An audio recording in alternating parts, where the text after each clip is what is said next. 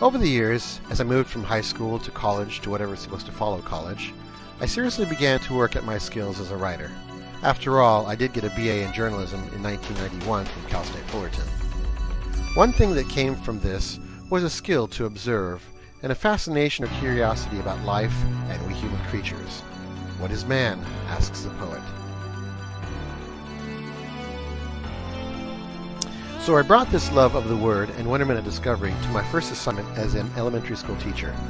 Alas, I quickly discovered that there seemed to be a gigantic cultural gap between myself and my classroom full of non-English speakers, and an even larger gap between them and the 6th grade social studies textbook that we were supposed to use, for example. So, not knowing any better, I got a copy of the state social studies framework and began to create a curriculum that my mostly low literacy students could work with. I created booklets for each unit containing crossword puzzles, word searches, short articles with multiple choice or short answer quizzes, and maps to color and fill in. The books were designed to be done individually, but also supported working on as a group. But I also wanted to get past just using text, so the core of each unit tended to be a video or story that would personify the particular civilizations that we were studying. For our Ancient Peoples unit, we read Meru of the Winter Caves.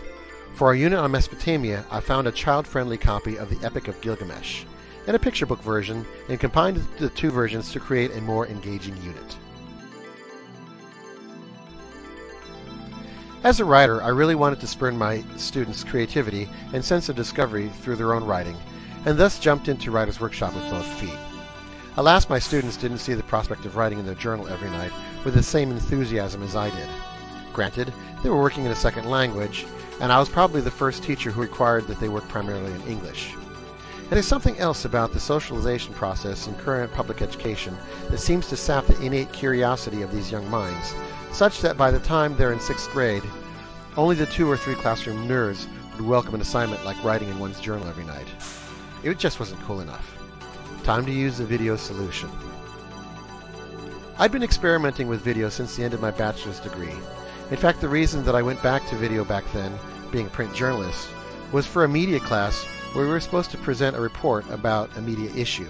I got bored stiff watching talking head after talking head drone through their little oral reports. I decided that if I was going to present a paper about the media, what better way to make a presentation about it than to use it?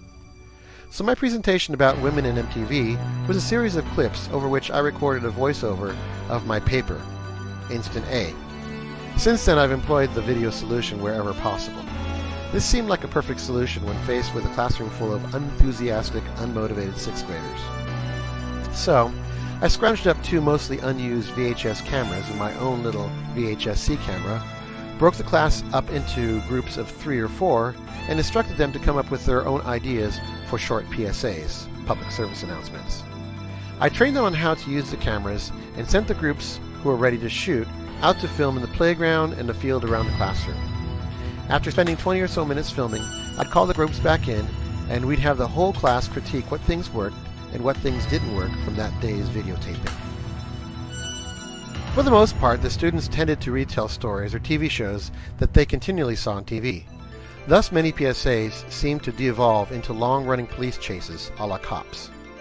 Eventually, 2 groups organized themselves into straight TV news shows with an anchor at the desk and reporters in the field, literally. I also got the idea from listening to a Jane Child song called Welcome to the Real World to have my students write a paragraph or 2 about what they thought about when they heard their parents talk about the real world. I then took the 9 best essays and had them read their essays into a tape deck to create a voiceover to the song with video footage I'd taken of walking through downtown Long Beach in the middle of the night. See classroom video journalism for these clips.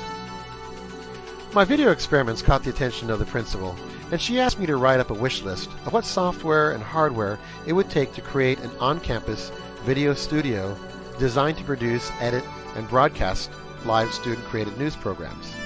My list became part of our school's federal magnet grant application. A year later, we were awarded the grant, and it became my full-time job to make the little list into a functioning program. Ferguson Elementary became FACT, Ferguson Academy of Communication and Technology. When we began to create the video program, the person in charge of curriculum and the principal wanted to use the studio like another drop-off activity, similar to the way teachers drop off their students for computer lab, library time, or PE.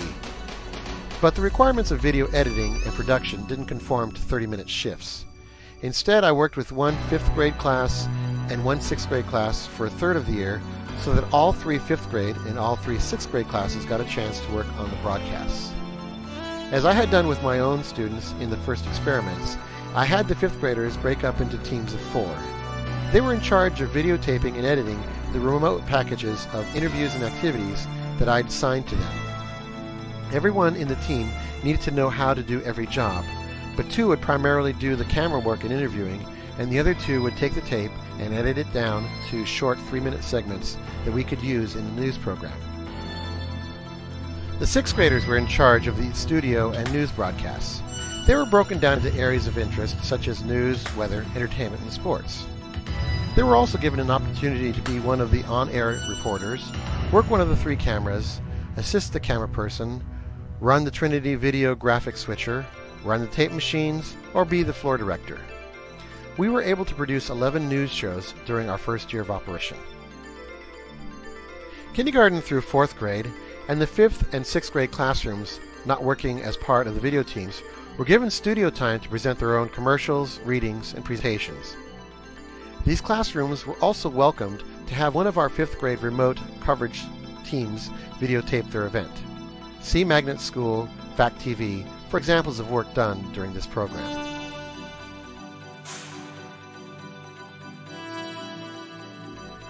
From the research to putting together the booklets, to covering my classroom walls with diagrams and maps, to reading the stories together using an overhead projector to display a 7-foot image of Gilgamesh and Enkidu fighting the Bull of Heaven, very little of this could have been done had I not had access to several technologies, and also suffered from the ignorance of a novice who didn't know what could or couldn't be done.